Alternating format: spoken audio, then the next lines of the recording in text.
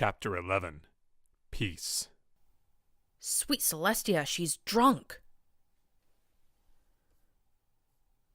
Blackness.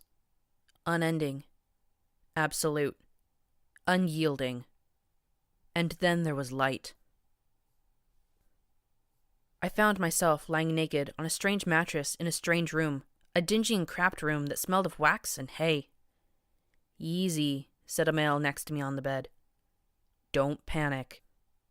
That was an incredibly stupid thing to say, because this seemed like an ideal time to panic. I opened my eyes, took in what looked like some sort of basement lit with a few candles and dressed in the usual wasteland decor, and immediately kicked the male sitting beside me. I still had my pit buck, so I entered Sats and cued 3 telekinetic bullets at the black unicorn.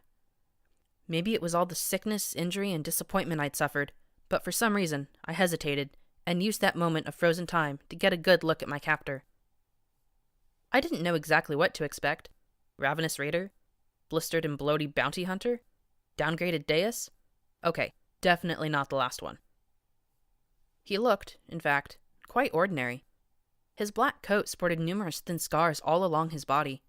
Mane was a dirty white. Tail too. He wore no barding, and I couldn't see a gun. In fact, the pitbuck said he was a non-hostile yellow. His cutie mark was a strange outline of a pegasus with hooves stretched above her and wings wide, surrounded by a sunburst of rays of light. I'd almost blown the head off a completely unarmed, non-hostile buck. I could hear the bony bastard shuffling his cards in the back of my mind. When time resumed, I flopped back onto my seat and took a shaking breath. "Right! Don't panic! Who's panicking? Me? Psh! I kill monsters and slay slavers. No panic here!" I grinned like an idiot. He looked at me with definite concern. I took a deep breath and thrust out my hoof. "I'm Blackjack. Nice to meet ya." "Priest," he replied. "Likewise." Priest, huh? What were the odds that he was religious? "So, a few standard questions I like to ask when I wake up in a strange bed next to some pony," I said, then cleared my throat. "Where am I? Where are my friends? Where are my clothes? Where's the bathroom? Was I good? Is this going to get back to my mother?" Then I blinked and added one. "And why do I feel better?"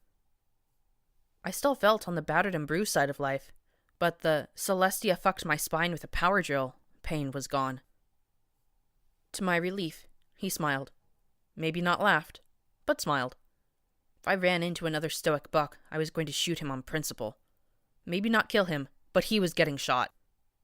"That's quite a list. Does this happen often?" "Oh, after the last couple of days? Yeah, it's become policy." "All right. First question. You are in chapel." Then his lips curled. "But of course, you already knew that from your pit buck." "I did?" Fuck. I tried to look nonchalantly down at the screen. "Naturally, you're testing my honesty." "Of course, that's it precisely," I said softly, before glancing down at the navigation tool. Sure enough. Oh, Celestia, how did I get way over here? Chapel was right across the river from the southwestern side of the hoof. That should have been 2 days walking, at least. How long was I out? Why was I out? "I love answering questions, but if you keep tacking them on, we're never going to get out of bed," he said, with an arch of his brow. "And I don't know about you, but I'm hungry." I had to admit that I was too. Ravenous, in fact. Walking ahead of me, he opened the cellar doors and stepped out into the drizzle.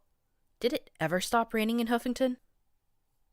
Chapel consisted of 4 or 5 small buildings circumscribed by a wooden picket fence. Each house had raised growing beds covered by tarps and canvas sheets. The post office across the street seemed to hold most of the life in the town, as I saw several young mares stroll inside. In fact, the ponies caring for the vegetables were young too. Aside from Priest, I didn't see a single adult anywhere. Okay. Then I spotted the raggedy blue flag with the rearing white filly, fluttering weakly in the breeze. "Oh, Crusaders! This is where the Crusaders live?" Then I winced. "Oh yeah," adding it to the list. "You must have quite a collection of questions already," he replied with a chuckle. "You have no idea. As for your second question, about your friends, you were found alone, so I'm afraid I don't know where they are." That brought me short. "What? I'm not sure how I felt. It was like all of a sudden, 2 pieces of my insides had been yanked up into my throat. Oh shit. Horse apples, I amended, looking at the black unicorn, giving a small smile. Yeah, that was the best I could fake. Hopefully I'd hidden at least some of the extent of my distress. His amusement shifted to concern. I'm sorry. When the Crusaders found you, you were unconscious and alone. They recognized your security barding and carried you here. That patch convinced them. Not many ponies wear Crusader patches. Unfortunately, your equipment was more than they could carry, and they had to hide it there instead. As for your clothes, they are back where they found you, beside the tracks. He arched a brow. Do you really need to go to the bathroom? No. And you don't need to answer if I was decent or about my mom. Stupid questions, I muttered. My friends were gone. Dead? Oh, why did I just think that? My head felt like I was looking into the sky. I sat down hard on my rump. Shit. Sorry. I know you're not supposed to swear around clergy ponies. I admit, I hadn't liked Stable 99's spiritual leader.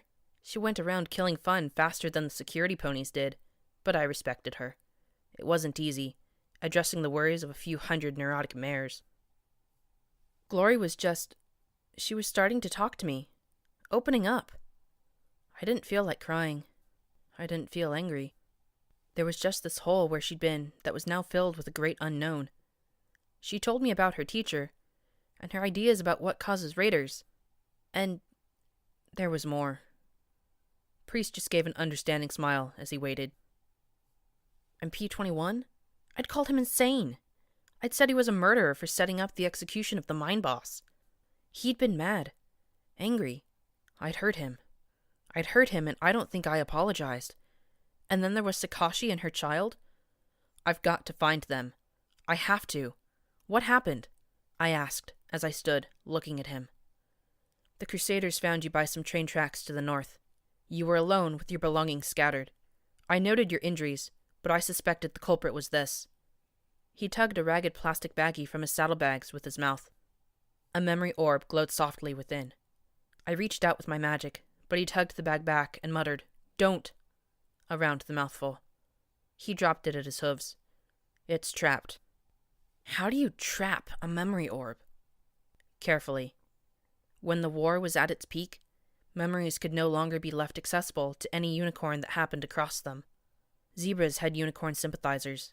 The Ministry of Morale, together with the Ministry of Peace, eventually devised method of extracting and sealing dangerous or sensitive memories away. The process was so difficult that it was used for only the most critical memories, but with constant zebra infiltration and sabotage, the technique of locking memories became vital here. Too many secrets in this city. He nudged the orb with a hoof as he looked down at it. It has a password, some thought or idea or name you need to be thinking of. And if you don't have the password? I asked, looking at the orb like it was a bomb. He shook his head and sighed. Most of the time, nothing. But if you try to force contact, it can render you unconscious, place you in an endless nightmare, even kill you. What the fuck? Kill me? Are you serious? How can a memory kill me? Your mind resides in your brain. Your brain keeps your heart beating. I've never encountered such an orb, but I've heard of them. Yeah, okay. No more memories for me, I muttered, kicking the little bag away from me. Don't say that, he replied with a small frown, walking to it and returning it to me. He looked sad. Please don't say that. Memories are more than experiences. They're lessons. They teach us things that others have gone through. He cocked his head. Is there any sense in suffering through the past twice? Have you not learned something from an orb? I sighed and looked away. Would I have ever seen the stars with my own eyes? Those beautiful little gems and all that black? Would I know love if I'd never seen it breaking in another mare's heart, or seen the courage and valor of ponies now long dead? I guess. Forewarned is forearmed, he said calmly. Fortunately, I'm decent with a number of spells, and I was able to disconnect you from the orb. I also took advantage of your unconsciousness to heal you with magic. Wait, this was magic? I've been slugging down magical healing potions right and left, and I've never felt like this. Well, that wasn't true. The regeneration talisman had done a dandy job on me. How long have I been out? I feel like I've been sleeping for a week. Aside from the lingering soreness in my shoulders, I felt ready to hunt down my friends. A few hours. So you don't know about the enervation? He asked, as his horn floated 2 healing potions out of his bags. One was a typical watery purple. The other looked as vivid as wet paint. That's one of those 10-cap words I never picked up in the stable, I replied, and pointed a hoof at the bright purple vial. What's that one? A super mega healing potion? Maybe I could get it for when I found P21. He chuckled. Comparatively, perhaps, but they're both the same kind of potion. The fainter potion is simply a week older. Wait, so what happened to it? That enervation thingy? I gasped, and felt pleased when he nodded. Miracle of miracles, could I be learning? During the war, there were countless projects and studies. All the strange energies and magic scarred the landscape, even before the bombs fell. There's contamination deep within the very soil of Huffington. For miles around the city, the enervation saps the life and magic of any living thing. In some places, there are enervation fields strong enough to kill a pony. You won't see a thing. You'll simply start to die. Then, seeing my horrified expression, he added, Your best defense is to get away as quickly as possible. Dying from bullets and raiders and monstrous vermin was one thing, but now I had to worry about keeling over from invisible magic. Can my pit buck detect it? Is there an enervation sensor on this thing? I said, as I waved it at him. No, but since the enervation saps healing magic, keep an eye on your healing potions. If they go clear, that means the enervations drain them enough to make them useless. If the potion starts turning other colors, gets cloudy, or starts to smell, run and loose the potion. It'd only make you sick. And if you start bleeding from head to hoof, get away. Why does any pony actually live here? I asked, then glared at the towers of Huffington. The blackened spires and scorched walls seemed to ask the same question. From the green light glowing from the depths of the city, it felt almost as if the broken towers had a special loathing of any pony within 100 miles. Why do you think life is so tough and desperate here? Almost any pony who can leave the hoof does. Those who can't live in the safest pockets they can find. But there are also great opportunities to be had here. Weapons and armor, lost technology, mineral wealth, secrets. Things worth risking lives for, apparently. Some ponies come thinking they'll strike it big. Then they get a cut on the hoof, an infection, and wonder why their healing potions no longer work. The strong prey on the weak, and the land dies a little more each day. He bowed his head solemnly. Celestia protects. Luna defends. Do they? I didn't see it. I never saw it. In 99, Hymnal usually went on and on about how Celestia had appointed the Overmare, how we should have faith in the Overmare, that questioning the Overmare was like questioning the divine princesses themselves. I'd seen exactly what came of that kind of blind loyalty. It's just, I hate discovering one bad thing after the next. First it was a raider disease, then magical radiation poisoning. Now it's trapped memory orbs and invisible zones of death.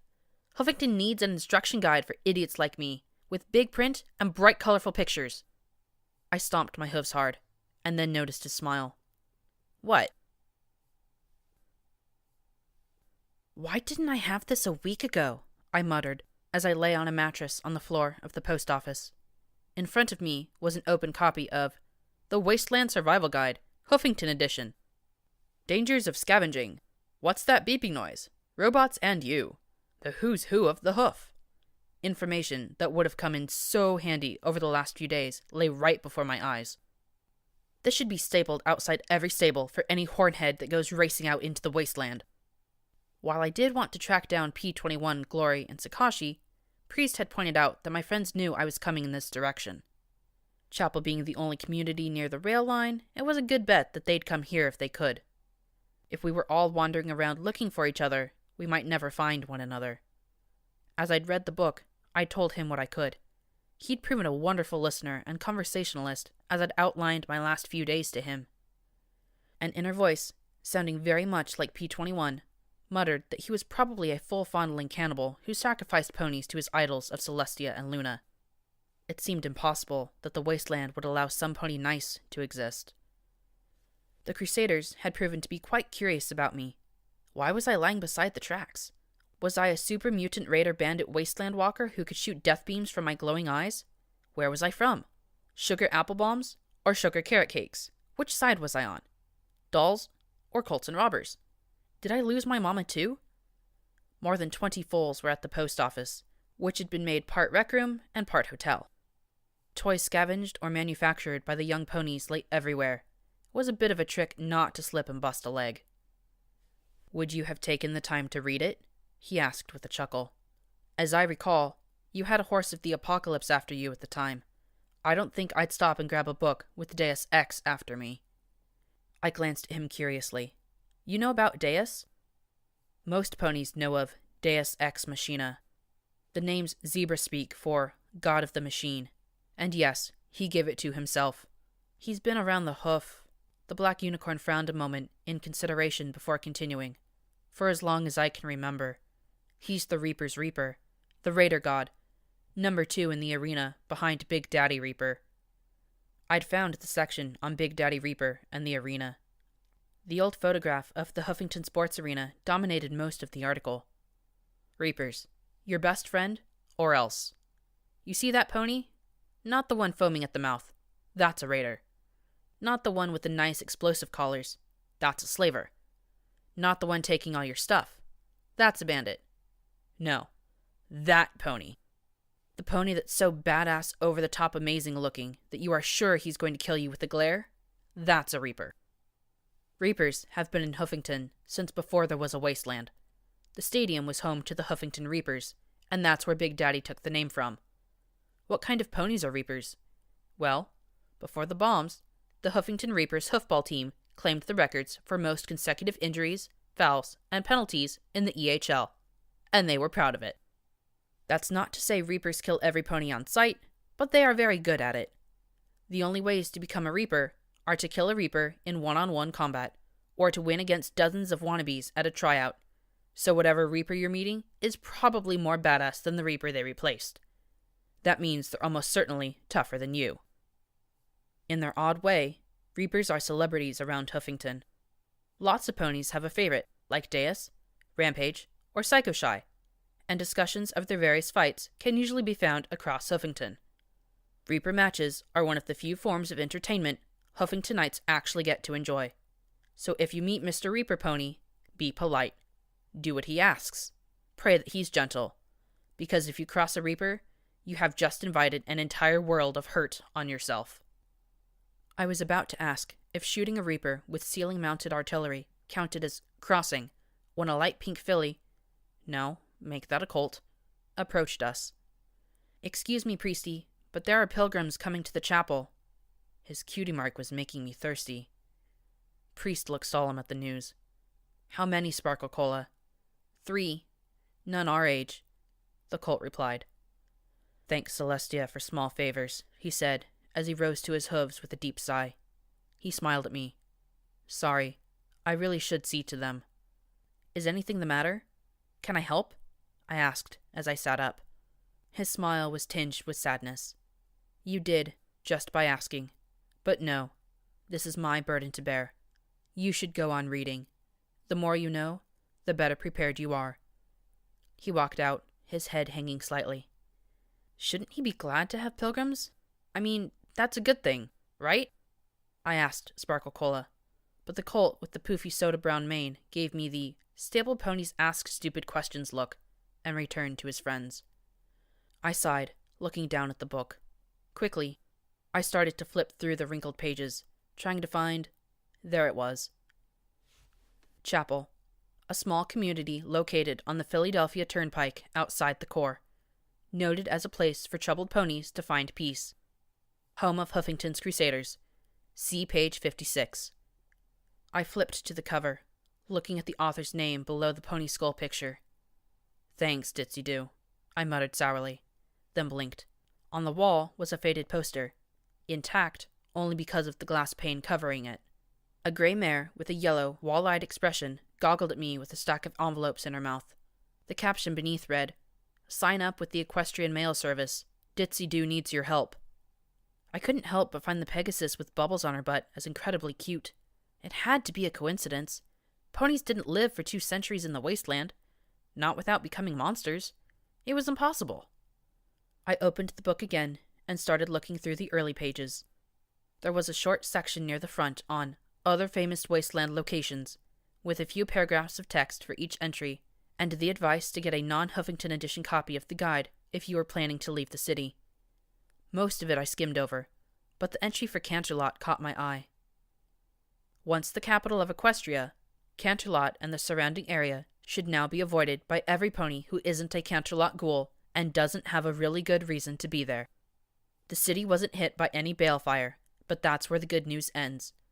The zebras detonated a megaspell inside the city that sent out a pink cloud laced with some really nasty magic. Princess Celestia and Princess Luna were in the city at the time and put an enormous magic bubble around the city to trap the cloud inside, probably saving much of central Equestria from suffering the same fate as the capital. Sadly, and I'm sorry if you've just left a stable and haven't learned this yet, the pink cloud trapped and pressurized inside the bubble was enough to kill even them. While many of us believe that Celestia and Luna live on in another form, their bodies died with Canterlot. The ruins of the city are still filled with the cloud to this day, as is the area under the city that was drenched by cloud-infused water when the bubble failed. And both are filled with feral Canterlot ghouls.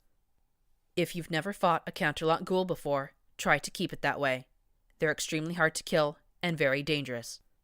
If you really must visit the city, I'm afraid that, though the general guide includes more information you need, there's no edition of the guide specifically for the area. The ruins are still mostly unexplored. My advice to you is to find a non-feral Canterlot ghoul guide, but that's not likely to be easy. I leaned back. I hadn't really expected the princesses to be alive, of course. If they had been, they'd have been doing something. Helping ponies. If they'd been alive, how could they have allowed the wasteland to exist? On the other hoof, though, it was hard to wrap my head around them really being killed. I'd never really been into history or religion in '99, but still, they were goddesses. Of course, their physical deaths hadn't stopped people like Priest. I sat there for a few moments, staring into space. Eventually, though, I sat forward and started flipping through the book again. What had happened 2 centuries ago didn't really matter now, I supposed. And however dead the princesses really were, they certainly didn't seem to be able to help the wasteland in any noticeable way. I turned back to the section on places to go, places to avoid. Megamart. Been there. Stockyard. Ironmare. Only if you had ranger business. Elysium. Flank. Only ponies 18 and over. Huffington U. The Arena. At your own risk. Meat Locker. And Paradise. I was a little amused to see Paradise listed as both a place to go and a place to avoid. Apparently, the Fluttershy Medical Center and the Rainbow Dash Skyport were safe, salvage places.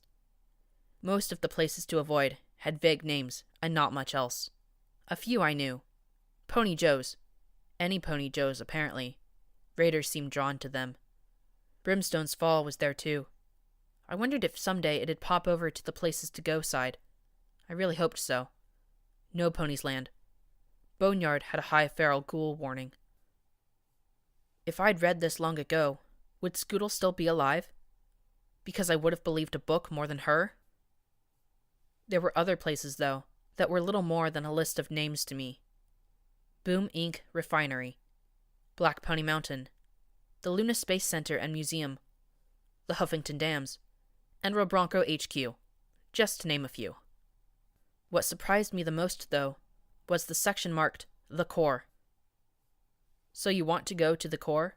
Think you'll nip in, get some kind of super tech, get out, and be rolling in the caps? It's the city center, right? It's still standing. It's got to be a motherlode of wonders unimagined. It probably is. Because every single living pony that's tried to go into the core has died. Every single one. There are some places in Equestria you do not go. Canterlot, the Badlands, Splendid Valley. Do not go to these places. They are too toxic, too infested, or too radioactive to inhabit. The core of Huffington is different. It is all of the above, plus a designed death trap. I know because I tried going there myself. I made it as far as the wall, and I've only met one pony who can say the same. Automated energy turrets nearly vaporized me. Pegasus robot drones scrambled. If I hadn't gone for a swim, I'd have ended up a dusty ghoulie. And for you ghouls who think radiation is another pony's problem, there's energies in that place that'll remind you of your death. I felt it sucking out, I don't know, my mind? My soul? Yes. That is how dangerous the core is. So don't go. There are lots of other thrilling and exciting places in the wasteland to explore. Places that aren't guaranteed to kill you by simple proximity. Turn down the forbidden treasures and have a nice and happy life. It was stupid, but for some reason, her warning made me want to go even more. I wondered if there was some way to neutralize the defenses. A sniper like that black unicorn I'd seen with Macintosh's Marauders. Maybe Gun could be... Ugh, what was wrong with me? The very magic of that place was deadly. There was just something so tempting about the word forbidden. Forbidden? Not to this little Miss Blackjack. Ugh, I am being an idiot again, I groaned as I stood up and gave myself a good shake. That's the problem with reading stuff. It puts unhealthy ideas in your head. I closed the guide, glancing again at the poster on the wall. One dusty ghoulie. Really. I trotted over to the customer service desk, which doubled as the store for the Crusaders. 1 sugar apple bombs and a sparkle cola, please, I said to the young filly. 35 caps, lady, she said as she dug around behind the counter. I blinked. Don't you think that's a little expensive for some cereal and a soda? Nope, she countered as she put them on the counter, then covered them with her hooves. It's highway robbery. 25 caps. She looked at me flatly. Oh, so I'm a robber, huh? 40 caps. 40? That's not how you haggle. Go find your sugar apples someplace else then, she said as she pulled them back behind the counter. I took a deep breath and gave a polite smile. Hun, it's just 2 little things. I'm security. I gotta save money to buy bullets and guns and things to take out the bad ponies, I said with a grin. Her eyes got big. Her smile got wide. You got the money to buy guns and stuff? 75. I muttered about how the little extortion artist should intern for Bottle Cap as the filly put the goods back on the counter. I reached back with my magic for my caps. Reached back. I looked back and remembered that all my stuff was hidden out on some rail line or something. I looked back at the yellow filly with a wide smile. Put it on my tab? My growing stomach added, Please? Forget Bottle Cap. That filly should study under usury. She had a heart of stacked caps. I'd at least gotten her to agree to spread the word to the other Crusaders to keep Glory, P-21, or Sakashi from following me till I returned. She also attempted to sell me the location of my stuff for 50 caps, even after I pointed out that I didn't have money with me. This didn't bother her in the slightest. I'd owe her when I got back. Of course, as soon as she told me, even though I had no idea where the shed she talked about was, there was instantly a little toggle on my pit buck telling me where to go. With no roads, I figured I'd climb up a low hill and get the lay of the land. I also turned on DJ Pone 3. With some luck, I might hear something about my friends. DJ seemed to have a thing for heroines. I imagined he didn't get out much. Atop the hill to the north, I looked back through the still falling drizzle at the little community beside the turnpike. Just past the post office, along the road to Huffington, I saw what had to be Chapel's chapel. The building was set back behind a low ridge, so I couldn't make out more than the steeple and long roof. It didn't have quite the same level of neglect as the rest of the buildings. It actually looked as if some pony had painted it in the last decade. Play. Fucking stop, brain. I am sick of it. Still, I felt my pulse spike and my head throb. I had to take a few deep breaths as I looked over at the core of Huffington. That Steel Ranger acolyte had called the city a fortress. Now I realized exactly what she meant. Huffington hadn't just been the R&D heart of Equestria's war effort. It had also been, in many ways, the primary target. The city had been built to withstand any attack. Gray walls of concrete rose above the slithering moat of the Huffington River. The towering buildings beside that wall had no windows facing out. They had forsaken the view of the world outside in return for greater security. I couldn't imagine an uglier city. I honestly couldn't imagine any ponies actually wanting to live here. Hills rose to the south of Huffington, but they were dwarfed by a massive, nearly sheer-sided piece of granite rising from the southern end of the core island, Mount Huff. Atop the giant rock was another of those huge, tapering concrete towers, and from the cliff stretched a wall of concrete half as tall as the miniature mountain. The great curved wall stretched across the wide mouth of a valley. The great curved wall stretched across the mouth of a wide valley to meet another, smaller tower built into the steep hillside of another side of the valley, and from the base of the wall flowed the branch of the Huffington River that flowed along the western shore of the core island. I could make out an immense, erratically spot-lit relief of a unicorn. No, it had wings too. It had to be an image of one of the princesses carved in the concrete. Given the pockmarks the dam had received, I couldn't guess which princess it was supposed to be. One of the Huffington dams, I supposed, but my pitbuck apparently wasn't close enough to pluck its name out of the ether. The light still glowed atop the dam, atop that curtain wall surrounding the core, and on the ugly pillar-like buildings. If you overlooked the green glow of radiation and cracks in the leaning towers, you might almost imagine ponies still living in that damned city. I looked away. I wasn't getting any closer to my stuff by standing on this hill.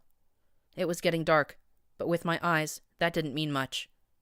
I pretty much navigated by pitbuck anyway, keeping the little blinking icon straight ahead of me to the north. What I didn't expect was for my pitbuck to chirp with a new location marker. Beyond the dead trees and thorny gray bushes rose a single large square building. 4 round pillars were wrapped with desiccated vines, and even with my mutant night sight, I couldn't make out the letters over the door. Fortunately, my pitbuck supplied the location. Huffington Museum of Natural History. I had told the Crusaders I'd be going straight to my stuff and back, but honestly, walking alone in just my coat didn't sit well with me. Besides, I still had a 10,000 cap goal to attain. If there was something useful within, maybe I should see if I could find it.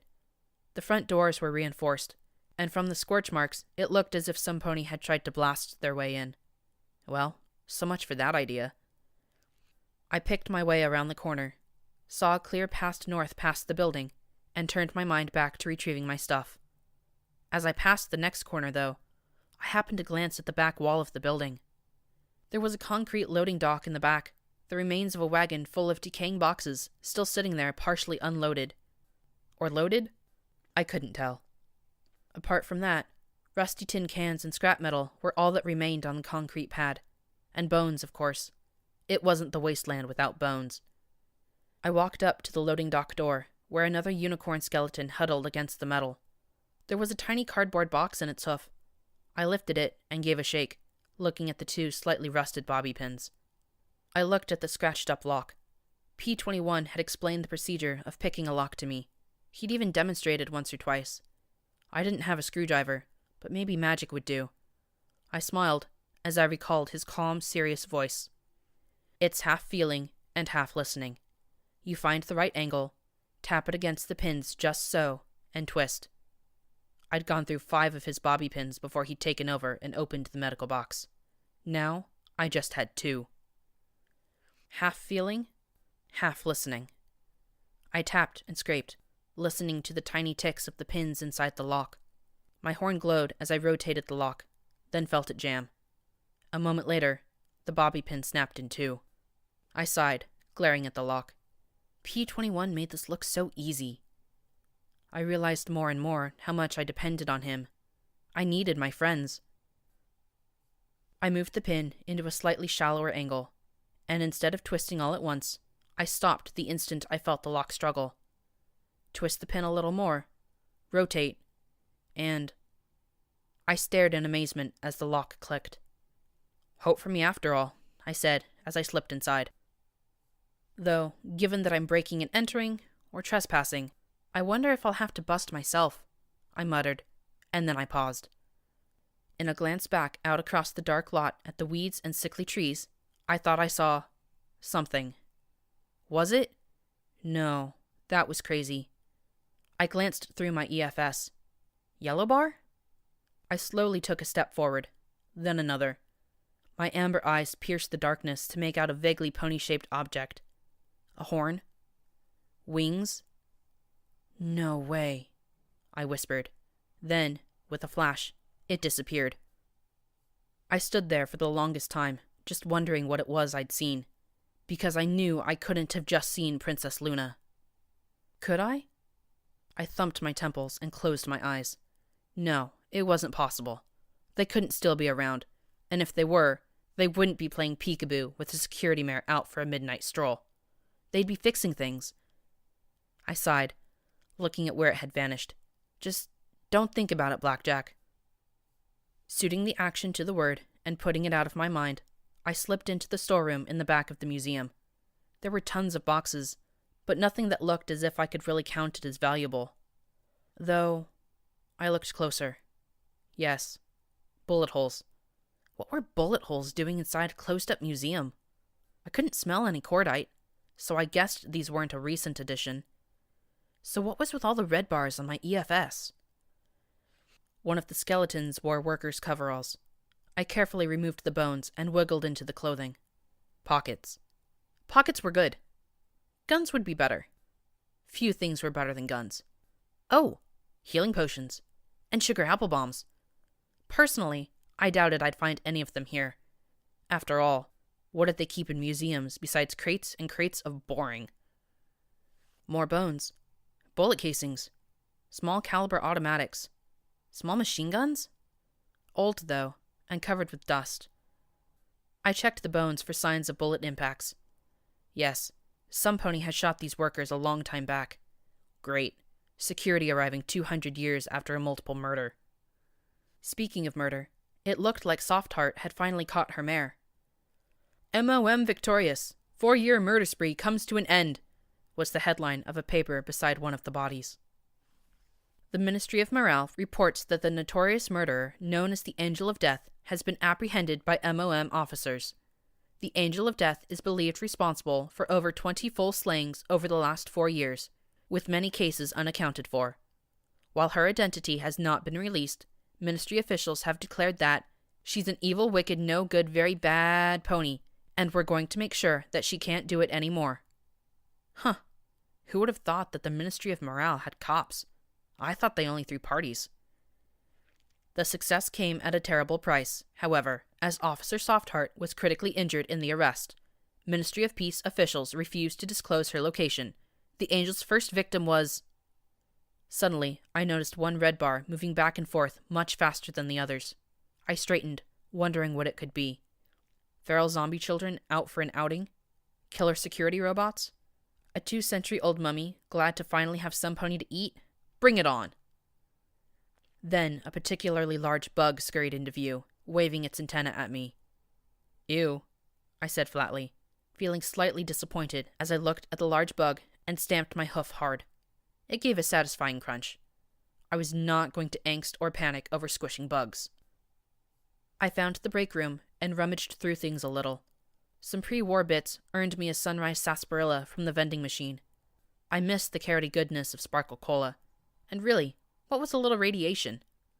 I tried my horn at picking the lock on a simple medical kit. Success on the lock, but the healing potions within were a pale lilac. Not good. Then I really scored. A half-empty bottle of wild Pegasus bourbon in a locker. Some pony's been naughty, I said, as I swirled the bottle before my eyes. The smart thing would have been to save it till later, but fortunately, I was not a smart pony. I proceeded further into the display section of the museum with a warm glow in my gut. Moving into the next room, I emerged into a large central hall and foyer. More bones. More bullet holes and shell casings. What the hey happened here? As I walked, the emergency lights began to flicker. There was a cackle of static in the air, and then music began to fade slowly in and out as the audio system struggled to play some sort of light and airy melody. The skeleton of a dragon posed in the entrance rotunda menaced patrons. I wasn't impressed. As I touched the front doors, there was a buzz overhead, and an automated voice said, "I am sorry. Bzzz, patron. The museum is under temporary lockdown. Please contact bzzz in security." Heh, I am security, I said, as I looked at the open doors on the sides of the atrium, slightly put out that I hadn't yet found anything particularly useful or valuable. Rocks of Equestria? Pass. Come on, where's the Guns of Equestria exhibit? Batons of the Ages? As I stepped down the side hall and into an exhibit, the emergency lights flickered to life as I stepped closer. The Huffington River Valley was first colonized ago by nomadic zebra tribes. Although their exact numbers are unknown, they eventually established some of the oldest communications in However, due to mysterious circumstances, the hoof crack was abandoned by all inhabitants. Equinologists hypothesize that a volcanic event may have led to a catastrophic crackle primitive tribal communities. Other experts suspect a threat of unknown causing a population crash. I looked at the smashed display cases. These hadn't been looted, but the contents hadn't aged well. Torn woven baskets and smashed clay jars lay in abundance all over the floor. There were pictures on the wall that were either faded or eaten by mildew. I saw one diorama of a potential ancient zebra settlement, still protected inside its case. A tiny magical volcano puffed wispy rings of smoke as it loomed over the zebra settlement at its base. I picked up a zebra spear, only to have it crumble in my magic's grip.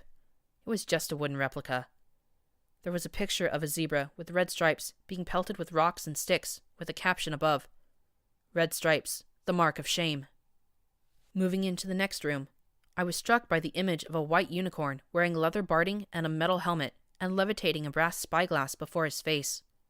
The entire dramatic effect was spoiled by the statue lying on its side, next to the base it should have been mounted on. The lights flickered to life. The first equestrian explorers to reach the Huffington lay were an expedition led by Prince Blueblood III. According to his highly questionable memoirs, he faced cannibalistic zebra pygmies, a swarm of highly territorial griffins, and one Ursa Major. Despite his ardent claims, no proof has ever been found to substantiate Upon his return to Canterlot, Pop denied his claim to the entire region, giving him a small part of the upper river valley as reward for his discovery. I didn't really listen to the playback. I had seen a sword, but not just any sword. A sword 20% cooler than any sword I could have ever imagined. A sword made of white silver metal and decorated with etched unicorns.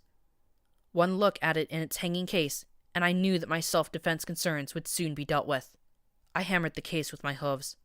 I levitated the heaviest thing I could manage and smashed it over and over. I even tried to pick the lock, but it was so complicated that I couldn't even get the bobby pin in to try. Figures. There were 4 pictures that I found interesting.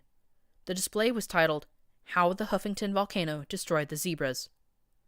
The first showed a large volcano with a zebra city at its base. The second showed half the mountain blowing out over the zebra city. The third had a large crater sitting at the base of the granite dome, the depression full of lava. The last showed the filled crater cooled, with the river flowing in 2 branches around it. Ash coated everything in sight. It looked like the wasteland. Stepping into the next room, I froze at the sight of the alicorn. She stared down at me in complete contempt, horn level to strike me down. Then, as the lights rose, my heartbeat slowed as I saw it was just another statue. The tiny hamlet of Huffington played a small role in Nightmare Moon's first appearance. Local lore suggests that, prior to making her challenge for supremacy over Equestria, Nightmare Moon was spotted many times while Manhattan academics strongly dispute these claims. Sufficient eyewitness click. I really didn't see anything else interesting in this section. Certainly nothing valuable. I trotted into the next section. The lights flickered several times. This room had more pictures on the walls and a small diorama in the middle. The diorama depicted the large knob of granite I'd seen outside, the town at its base, and some of the surrounding area. There were several smaller communities on either side of the forked river. Over time, Huffington developed from a rural into an academic and cultural center for much of Equestria. While many prestigious continue to operate out of Canterlot, Huffington specialized in higher learning and technological advancement. Numerous doctors, scientists, alchemists, and other academics flocked piece of Huffington. Lots of pictures of big brick buildings with white pillars out front.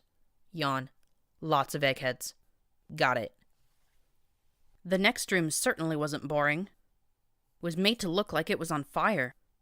The crackling music died, replaced by the sound of flaming timber. The burning of Huffington will often be remembered as the night that sealed the city on the road to total war. Following the unprecedented slaughter of innocent students at Littlehorn, the Zebras wasted no time in committing another atrocity with a surprise attack on the city. Though it had never before been targeted in the wider campaign, Zebra commands penetrated deep within Equestria to bring the war to Huffington. With incendiary explosives, the Zebras ignited a firestorm that destroyed the city's heart. An estimated 900 innocent civilians lost their lives trying to flee from the flames that consumed the island. Suddenly, there was a pop, and then a whirring noise from overhead. I jumped back, expecting a killer turret or something. Instead, a projector started to shine an image on a blank square of wall. The image was so grainy that I couldn't make much out. Burned buildings to the sides, a pony crowd looking up at some sort of platform, and some pony addressing them. Then a buck's staticky, crackling voice started to speak. Today, Zebra kind has revealed its true face to all of Equestria, not just in the killing of helpless and innocent foals of Littlehorn, but now against unarmed pony civilians deep inside Equestria. They have attacked our places of learning, of discovery, of creation. And I will tell you why. Fear. Fear of what our accomplishments will mean. Fear of a future where their superstitions are left behind. Fear of what we are capable of. Well, I tell you now, they are right to be afraid. I call on all of Huffington, all of Equestria, and all of the free-thinking intellects of the world to come to Huffington and make the nightmare of the Zebras a reality, to build a city devoted to the victory of all pony kind, to dedicate ourselves to unlocking the secrets of the stars themselves and to making our enemies pay for their crimes. I call to the generosity of our wealth to help fund this reconstruction. For all that you have given, your reward is the advancement of our people. I call upon the working ponies to lend their sweat and muscle to make this city a reality. I call upon the intellectuals to give the genius and vision needed to craft a city of knowledge and light. And I call upon the Zebras to look on in terror and hatred. You thought to kill us through murder and secrecy. Never again. Huffington will rise, and you will break your hooves and teeth against its foundations before we fall again. From the city, we shall return the pain and blood that you visited upon us 1,000-fold, and when the future arises, you will come to Huffington in awe and wonder and shame. For Equestria, for Princess Luna, for all of pony kind, Huffington rises. The crowd went wild, breaking into a mass stomping, and cheers of Huffington rises built and grew on each other. The cheers blended together into one massive voice, chanting in unison. Huffington rises! Huffington rises! The projector flickered, just as I thought I was about to make out the buck's face. The speaker spat out some gobbledygook at me, then gave a static whine, and went silent. Oh damn, there was something severely wrong with me. I wanted to learn what happened next. After a speech like that, I could understand how the survivors of an entire city would rally together. Hell, this girl would give her all for the hoof. Still, the effect was spoiled somewhat by the reality of knowing that the Zebras had, in fact, won against the hoof. Somehow, they'd gotten a balefire megaspell into the center and blown the entire city apart. So much for Huffington Rises. In the next section, I paid more attention to the faded and decayed pictures. One showed 4 parallel rail lines with a train on each and building materials stacked high on every cart. Apparently, 10% of Philadelphia's output went into the first 2 years of reconstruction. I supposed that was a lot. Another picture showed cranes and teams of Pegasi lifting slabs of stone and concrete into place. One picture had robots working alongside earth ponies as they dug trenches and underground tunnels beneath the city. A small corner talked about zebra ruins excavated in the reconstruction. The Manhattan Archaeological Society protested the destruction of zebra artifacts. Reconstruction Office's response: Huffington rises. The display that caught my eye the most was on the 6 ministries. There was a large color picture that had browned with age, but I could make out 6 mares standing around a table, pointing at papers and designs while dozens of ponies looked on in concern and anticipation. The speakers crackled and popped before saying, Following the kingdom's commitment to the reconstruction effort, it was decided that each of the new ministries would have a presence in the city to interact with each other and help coordinate their efforts to protect Equestria. To facilitate this goal, the office of was found in crackle with the princess. Office of what? I looked around and spotted a tiny poster showing a gray ring. Office of Interministry Affairs. Join today. Some pony needed to fire their poster designer. A radroach's squeal was followed by a wet pop. I looked down. I hadn't stepped on one. I froze and slowly panned my gaze across the museum. There was a whole lot more red bars in here. Idiot, some pony whispered as my ears twitched. I hate them damned bugs, a pony whispered back, right around the corner from the sound of it. You'll hate it even more if she bucks your head off. You lot, get upstairs. The rest of you, watch the back door. This is our best chance to get her alive if you don't screw it up. Well, Celestia, shall I just kneel down now and spread my back legs wide for the fucking you've delivered unto me? I felt strangely detached. No guns, no real weapons, no armor to speak of, not much healing, and the museum was just full of ponies very intent on delivering me to Deus. So why was I smiling? 2 ponies came around the corner and just froze. There was a moment when their grins showed this to be the best night of their lives. I hoped they enjoyed that moment as I walked slowly towards them. My eyes locked with theirs as I turned my head and smiled sweetly. Hey, boys. Sweet Celestia's crotch. She's drunk, whispered the one in a dual rifle battle saddle, goggling in astonishment. His companion grinned around the pistol gripped in his mouth. I winced at the rust I could see flaking the weapons. I approached, step by step, hips swinging as I took a pull off the bottle. Just a bit, I said, as I closed the distance between us. Suddenly, concern began to strike them as I continued to stare.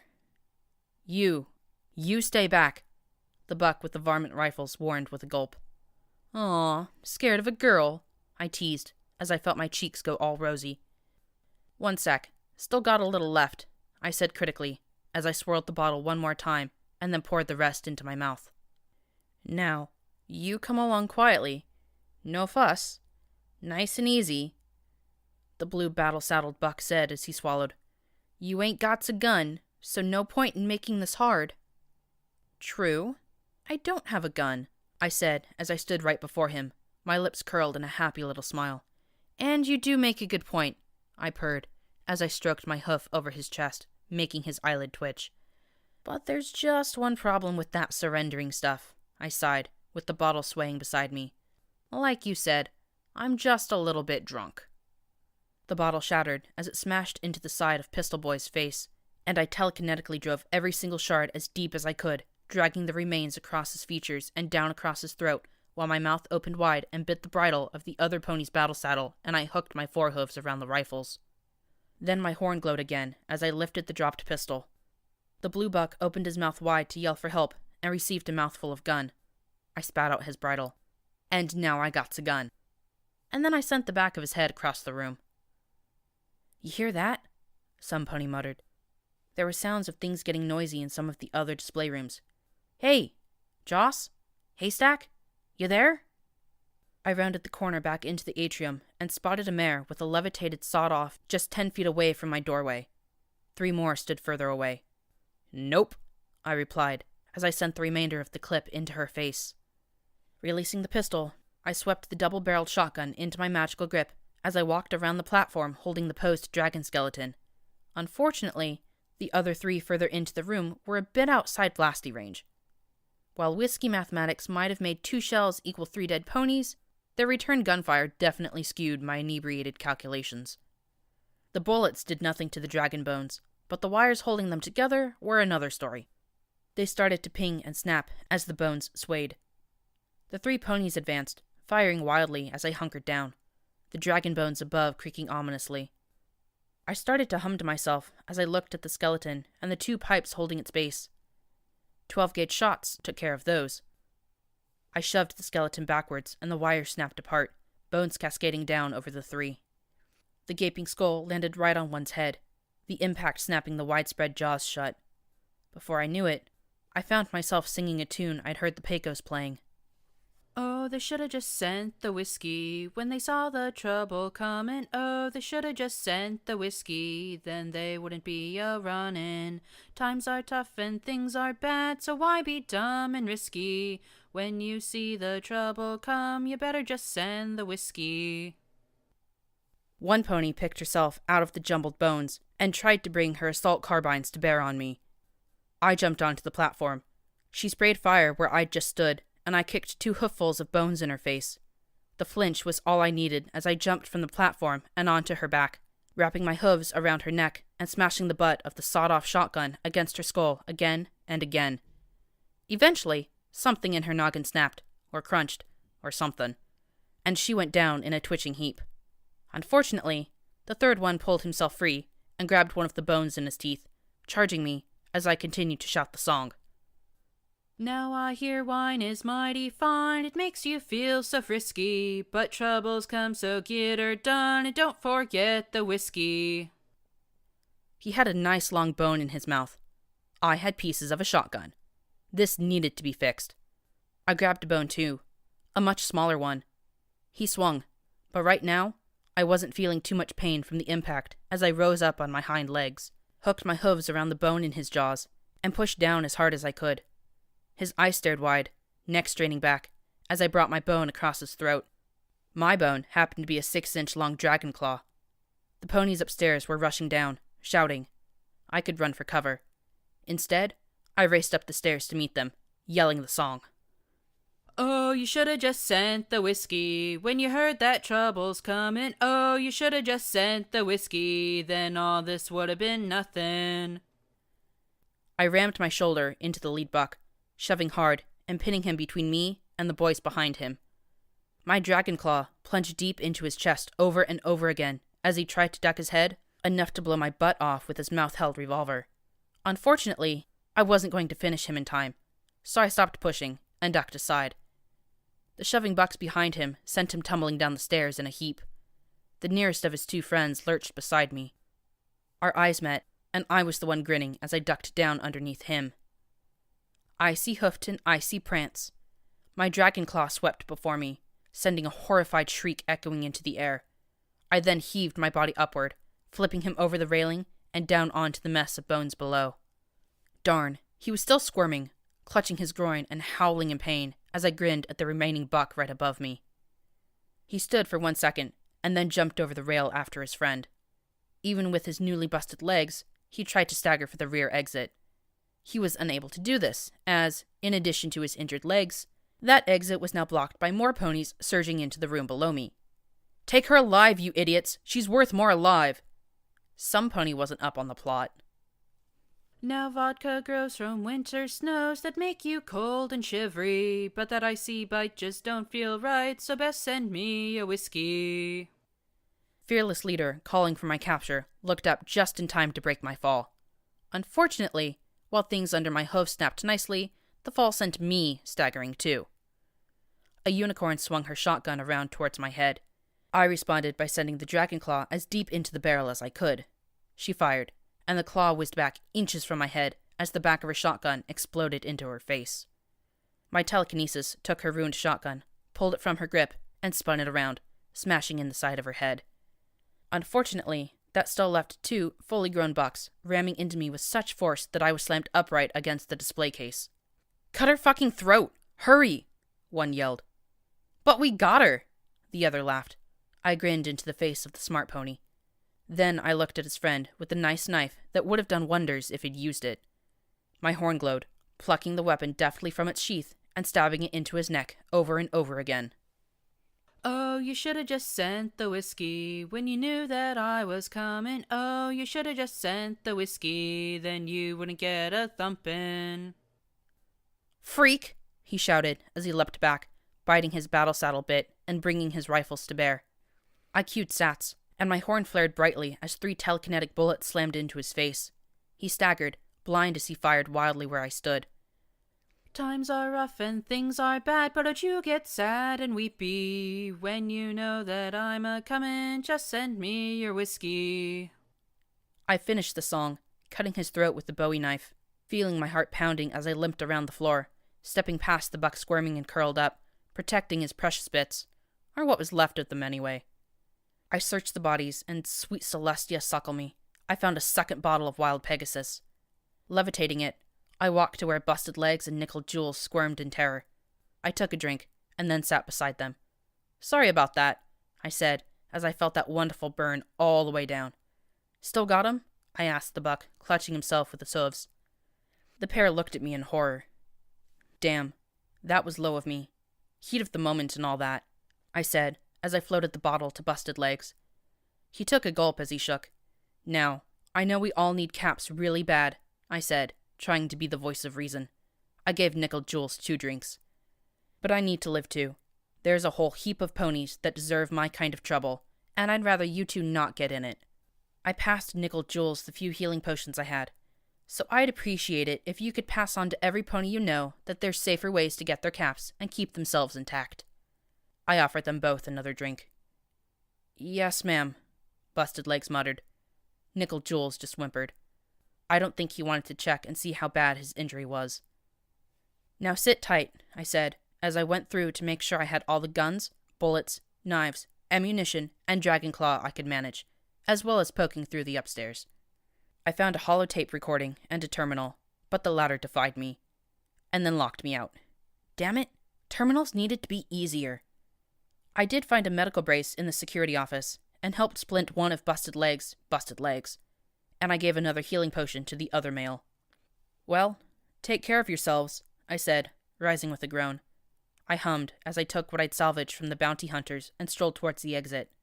The whole world was swinging as I sung to myself and swayed in return. "She's a fucking monster drunk," I heard Busted Legs say to the other. "Shut the fuck up! Do you want her to come back?" "Sweet Celestia, kill me now. Give me a bullet," I groaned as I sprawled on my face on the mattress. Having both successfully scavenged the looted museum and the unexpected attackers, and retrieved my belongings, I should have been quite pleased with myself. However, I had returned to chapel in quite the state of amusing inebriation. The Crusaders, having discovered my alcoholic melodies the night before, now proceeded to take vicious advantage of my hangover by jabbering to each other at an ear-splitting level. "1 bullet, 3 caps," the filly behind the counter declared firmly. "Otherwise, use your own. Priesty might put you out of your pain for free, but I ain't running a charity here." That young lady was going to run the finders someday. Priest strolled over with an amused look on his face. Ah, the price we pay for the gift of Celestia's merriment. "Heal me, please heal me," I whimpered. "I did, when you returned singing," he replied with a soft chuckle. "What you're feeling now is your body teaching you that too much alcohol is bad." "My body fucking sucks," I groaned, curling up and clutching my throbbing skull. "I'd disagree," he replied calmly, and I opened one eye to peek at him. Did he just make a pass at me? Was that even allowed? Regardless, I'm glad you spared those two. Your mercy speaks better of you than your wrath. "Priest, I think I gelded one of them," I muttered as I sat up. He looked at the counter and asked for a bottle of water. To my chagrin, she levitated it to him without once demanding payment. Her scowl to me told me not to expect the same treatment. "Well, small mercy is better than no mercy," he said, with a soft cough before rising. "I'd suggest getting some air outside as well. Take a walk in the rain. Clear your head." "How are your pilgrims?" I asked, looking up at him, trying to ignore the headache pounding on my skull. Evidently, those telekinetic bullet spells packed a wallop to my noggin, which didn't help things much. I couldn't levitate the bottle of water to my lips with my current focus. "Leaving soon," he said softly, sadly. I guess he wanted more time with them. "I guess you don't get many out this way," I said as I sat up, held the bottle to my hose, and took a drink. Water. No rads, no buzz. Sure, it kept you alive, but where was the great taste? "On the contrary, I get all too many, it seems," he said cryptically before leaving the post office. "Urgh! More elusive bucks! Why can't they just say what's bugging them? Why is that so— Ow!" I whimpered as my voice caught up with my hangover. Stupid hangover. Stupid brain. 10 caps for the water," the the sales filly said sharply from behind the counter. What? You gave it to him! I pointed towards the door with my hoof. But you're drinking it. She took a deep breath. 10 caps, please! She yelled at the top of her shrill little lungs. That sales filly was going to own the wasteland someday. Every single cap would be hers. It was just a matter of time. I hated to admit it, but the air did me some good. The rain tasted metallic on my lips. It was probably unhealthy, but it also helped soothe my throbbing brain. Clearly, museums and other places of learning were unhealthy to ponies like me. I trotted up the bridge towards the chapel, and then froze.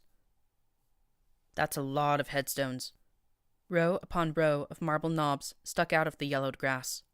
I couldn't even begin to guess how many. Thousands? Tens of thousands? Row after row stretched back as far as the eye could see.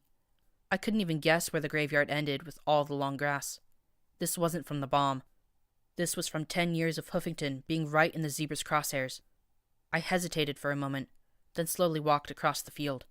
A name, a race, a date, a cutie mark engraving. The shortest of epitaphs on the small marble headstones. Loving father, caring mother, best damn bastard, surest friend. I'd never seen something like this before. Not the dead. I'd seen so many pony bones that it seemed like they just blended into the background. Only when a name was attached did I care. These dead were cared for. In Stable 99, when you died, it was as if you simply never were. Death had been an annoyance because you were then obligated to breed and train your replacement. The dead were taken to the machines and recycled, along with the byproducts of the stable.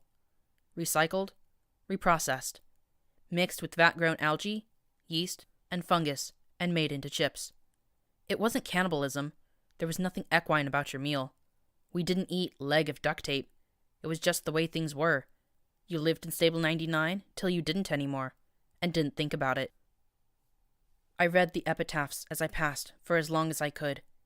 Eventually, I thought I'd rather have stared at the sky than imagined long past ponies as I walked through the soggy grass. The chapel had also seen better days. It had clearly been vandalized several times, but some pony had fixed it more times than torn it down. Even slapped a coat of whitewash on the boards. I felt like an intruder as I quietly walked up the steps. There were 2 rows of threadbare pillows on the floor for the congregation and a balcony along the back wall.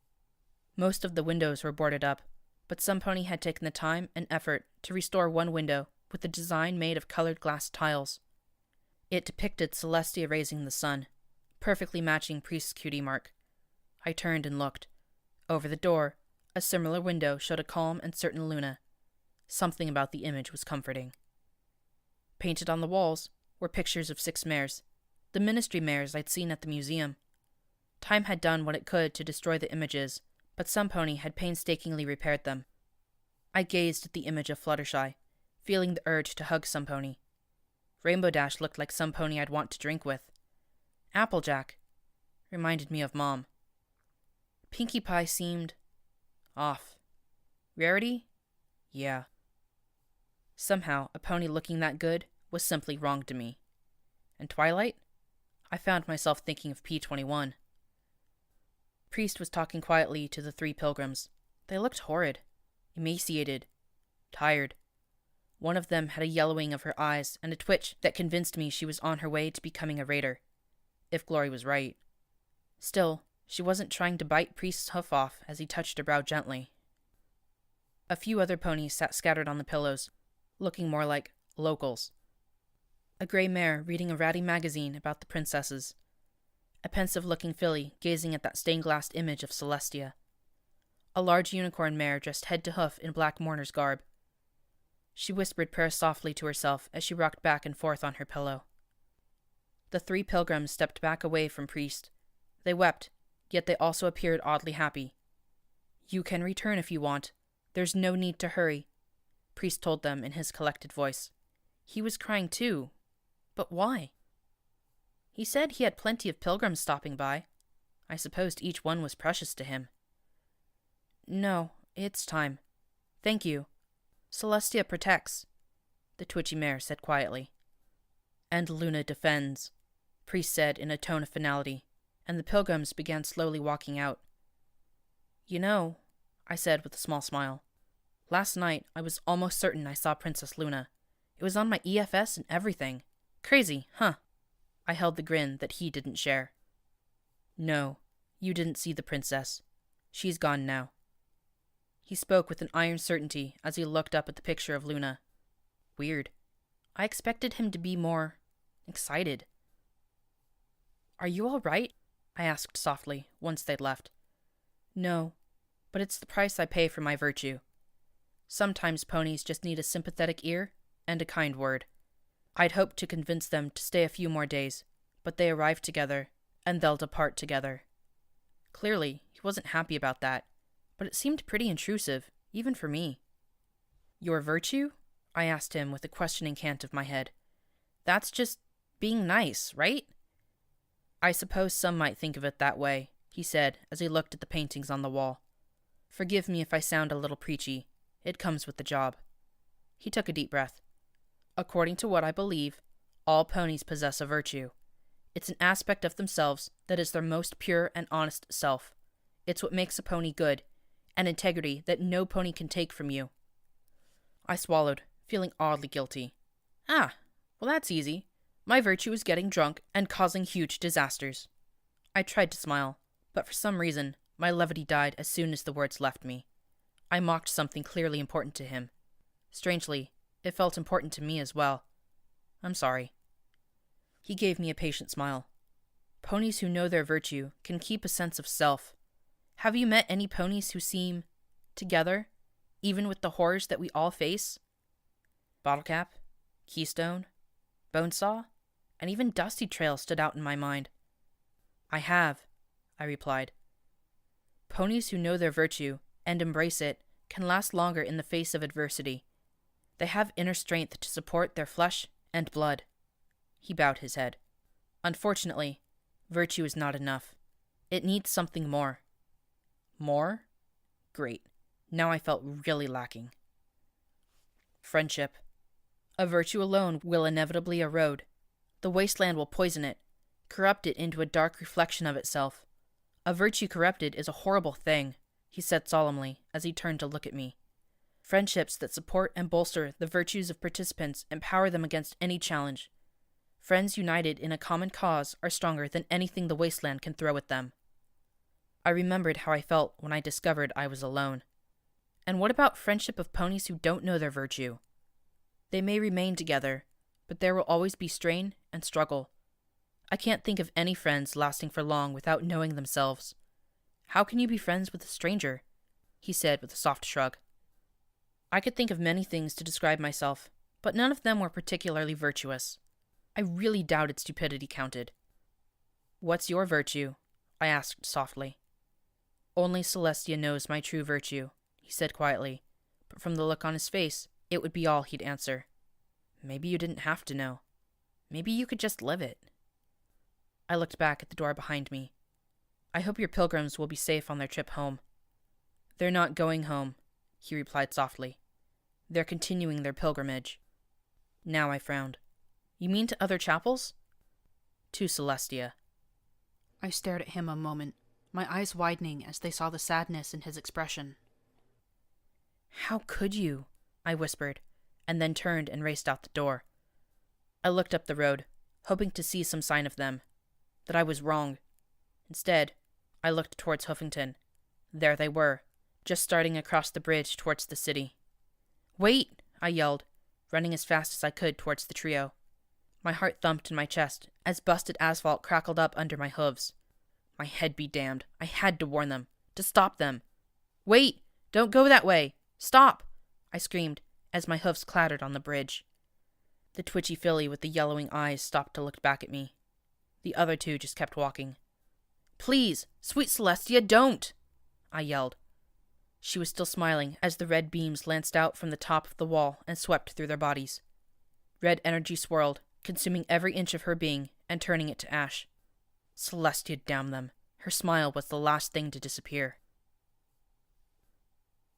Footnote. Level up. New perk added. Tough Hide, level 2. The brutal experiences of the Equestrian Wasteland have toughened you. You gain +3 damage threshold for each level of this perk you take. Skill note. Lockpicking, 25.